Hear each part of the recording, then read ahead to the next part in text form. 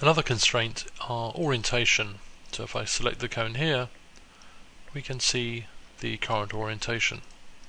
If I were to change this, it follows like so. So again, the rotation offset means that I can change this slightly like so.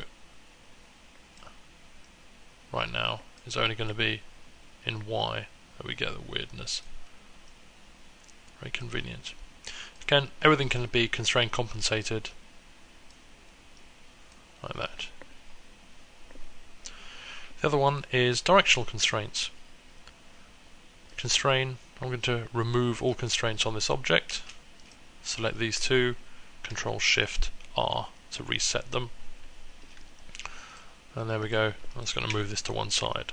So I'm now going to use constrain direction to this one,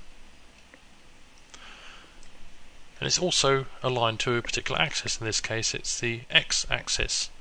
If I were to do it something like, instead of X, click on Y, and it's now using the Y axis to constrain towards the other object.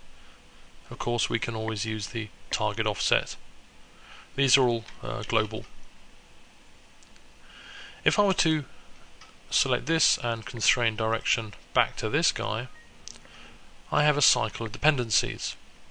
It means that the direction is pointing at this one, which is directing this one, so it will create a loop. If I just go OK inside here and open up my script, here we go. I'm going to actually take this, expand it, so we get a warning where the braking is occurring. At any times you can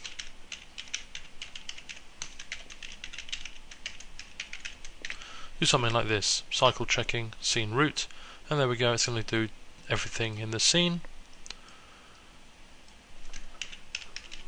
So if you pick up somebody else's scene, or you're not quite sure if you have created a cycle, here if I run this, it says a cycle in this guy. If I select this guy, there's a cycle because they're interdependent. If I were to get, say, a cube and then run it, nothing, because I'm just doing it on the current object.